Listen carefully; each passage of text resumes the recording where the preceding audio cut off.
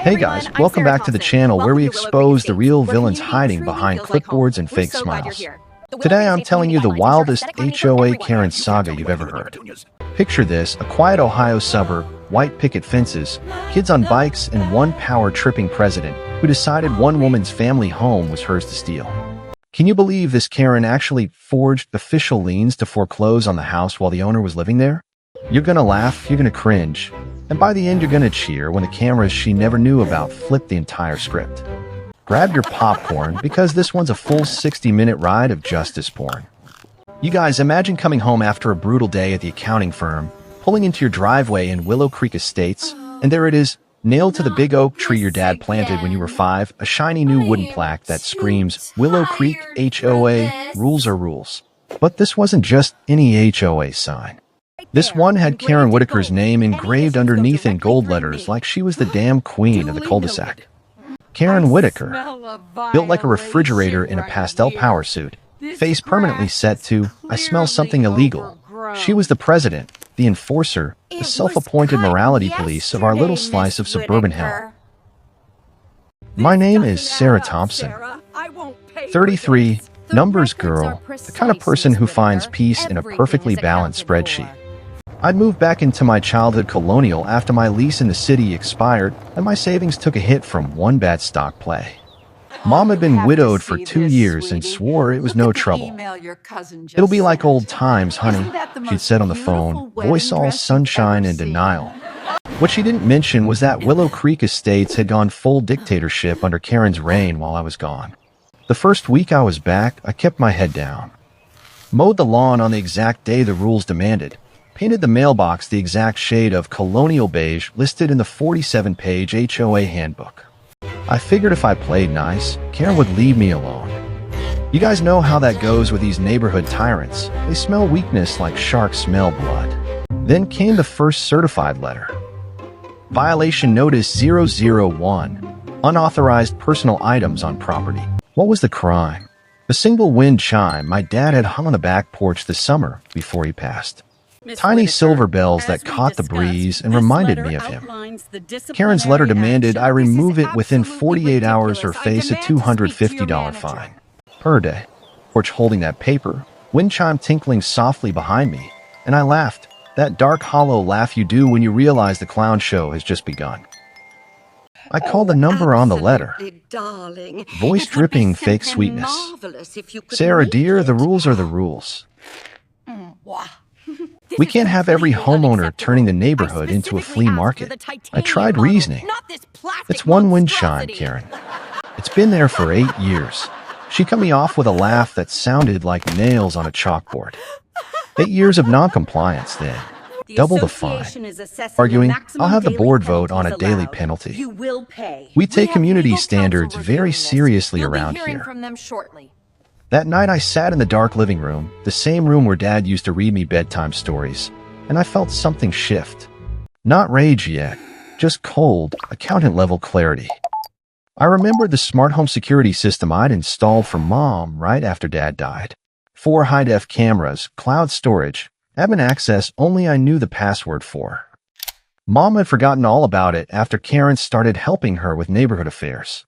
I opened the app on my phone. Crystal clear. And there, in the corner of the backyard camera, was Karen herself at 11:47 p.m. The night before, clipboard in hand, flashlight between her teeth, prying the wind chime off my porch with a pair of pliers. She didn't just enforce rules. You guys, I didn't call her out. Onto the screen, that thin, mirthless accountant smile, and I started a new spreadsheet titled Insurance Evidence. Column A, date. Violation. Column C, Karen's direct involvement. I was done being the polite ghost in my own house. The harassment ramped up fast. My grass was 3.2 inches. The handbook said 3 inches max. $500 fine. Then the paint fade on the shutters, even though they were the exact color approved last year. Another $750. Mom tried to mediate. Sarah, just take it down. The values up. But I saw the way Mom's hand shook when she said it. Karen had been visiting daily, helping with paperwork, advising on finances. Mom was shrinking the same way she had after Dad died, and Karen was the invasive species taking over. By month 2, the fines totaled over 12 grand. I was making payments for my paycheck like a good little homeowner while Karen drove around in her oversized SUV with HOA president vanity plates, waving at neighbors like she was running for mayor of Petty Town. But the real gut punch came when a certified letter arrived announcing a delinquent assessment lien on my property. The HOA had placed a lien for unpaid fines and was starting foreclosure proceedings. The attached document, a forged signature that was supposed to be mine authorizing the lien. I stared at that paper and felt the same cold resolve I get when I spot a 3-cent discrepancy in a $1 million audit. Because here's the thing, guys. I'm an accountant. I know paper trails. To Karen Whitaker's greasy little fingers. I didn't storm over to Karen's McMansion with pitchforks and torches. No, that's amateur hour. Every single night after work, I'd kill the lights, curl up on the couch that still smelled faintly of Dad's pipe tobacco, and open the smart home app. The 4 cameras became my windows into Karen's private little empire of spite. You guys won't believe what I caught on tape. Night after night, Karen would waddle across my backyard at 2 a.m. Like she owned the place, which, according to her, she basically did. She'd spray paint tiny violation markers on my siding, so the next morning the inspector, her cousin, by the way, could discover new infractions. She'd loosen fence posts so they looked unsafe. She even swapped out my perfectly compliant mailbox flag with one that was the wrong shade of red. Every petty sabotage was captured in 4K glory, but the real gold came when she started bringing paperwork. One Thursday at 1:13 a.m. The living room camera caught her at my mother's dining table, Mom fast asleep upstairs, spreading out official HOA forms. Karen was literally forging lien documents, copying my signature from old violation notices she'd forced me to sign. She was talking to herself the whole time. This little bitch thinks she can waltz back in and ruin my perfect street. Not on my watch. Grow, the board gets their cut, and I get my bonus for community improvement. She actually high-fived there. I paused the footage, zoomed in on the forged signature, and added a new row to my spreadsheet. Felony forgery, timestamp 1 hour 13 minutes and 47 seconds. The black humor of it all hit me hard. Here was this obese Karen in a sequin tracksuit at 2 a.m., committing literal crimes against a wind chime and a lawn, all while preaching community standards at the monthly HOA meetings where she'd stand at the podium in her loudest floral blazer and lecture everyone about moral decay. The neighbors ate it up because nobody wanted to be next on her hit list. Classic suburban Stockholm syndrome. I kept playing nice on the surface. I paid the fines. I even smiled when Karen cornered me after one session and whispered, "Sarah, dear, you really should consider selling. The market is hot, and this house clearly isn't a good fit for our standards." I looked her dead in the eye, those beady little eyes set in a face that had never smiled without calculating profit, and said, "Thanks for the advice, Karen. I'm actually quite attached to it." She laughed that fake laugh and patted my shoulder a little too hard. "We'll see, honey." That same night, the backyard camera caught her again. This time, she wasn't alone. A nervous little man named Phil with her. They were photographing my roof, claiming structural concerns that would justify an emergency assessment of $18,000. Phil looked uncomfortable. Karen didn't. Elevating. Once we lien it, we auction it off. I've already got a buyer lined up, cash offer, no questions. My nephew needs a starter home. Phil mumbled something about legality. Karen shut him up with one glare. "The rules are whatever I say they are, Phil. Now smile for the camera, the official one, not the ones I don't know about." I saved that clip, labeled it Conspiracy to Defraud Co-Conspirator Phil, and felt the noose tightening. But I still waited. We let the fraudster dig the hole deeper. Mom was getting worse. Lines, "Sarah, maybe we should just comply. Karen says the neighborhood voted." I knew Karen had been visiting on Mom daily, bringing casseroles and advice, and probably quietly getting Mom to sign things she didn't understand. The betrayal stung exactly like it did in the original family mess I'd lived through once before, but this time I wasn't running barefoot into the night. This time I had receipts. The turning point came on a rainy Thursday night in March.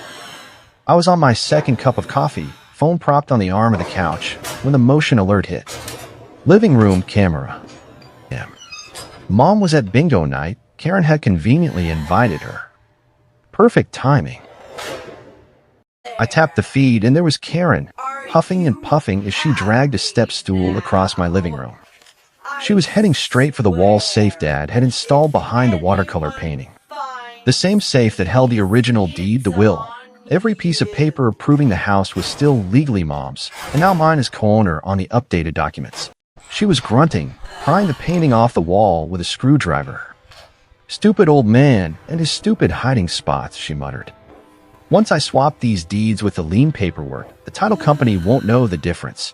She cracked the safe, started rifling through manila envelopes, photographing each one with her phone.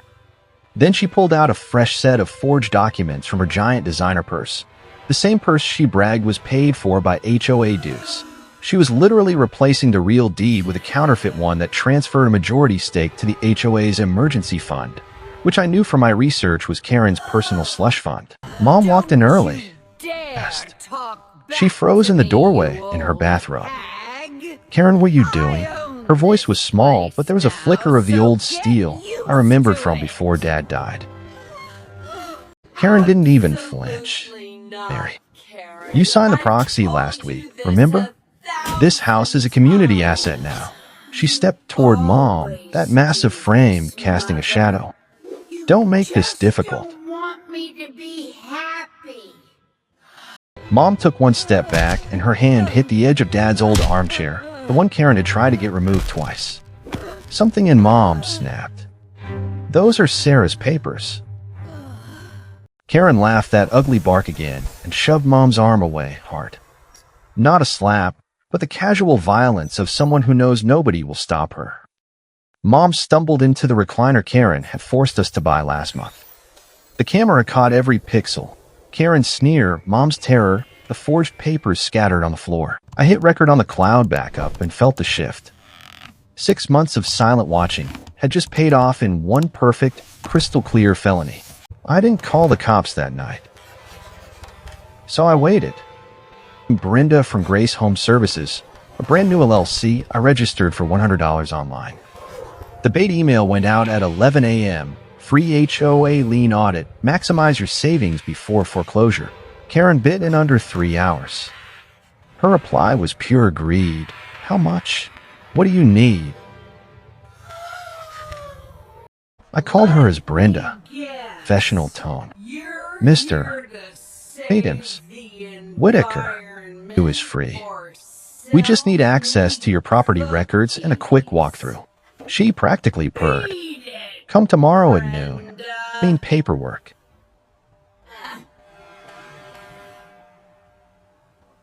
The walkthrough was comedy gold. Pink blazer with shoulder pads that could land planes. She smelled like knockoff perfume and entitlement. I wore a cheap blazer, clipboard, and the same polite smile I use when clients try to hide embezzlement. While she bragged about saving the neighborhood, I was quietly scanning documents and, more importantly, letting the hidden button cam on my lapel record everything. She showed me the forged lien file proudly. "See? All legal. The board approved it last month." I nodded, eyes wide like a good little consultant. "Fascinating. Those for our files." She waved a hand. "Knock yourself out, Brenda. Just make sure my bonus clears." That night I added the new footage to the insurance evidence folder. The spreadsheet now had 47 entries. Forgery. Assault on Mom. Play funds. Selective enforcement. But Karen wasn't done being stupid. 2 nights later, the kitchen camera caught her at 2:13 a.m. Again, drunk on boxed wine, rummaging through drawers. She was looking for something to plant. She found Dad's old cash box in the pantry, and inside it the revolver he'd kept for protection. Karen held it like a trophy, weighing it in her meaty hand. This could come in handy if that Thompson girl gets me. That was the moment I stopped waiting. I dialed 911 with a voice-disguised app, playing the panicked neighbor.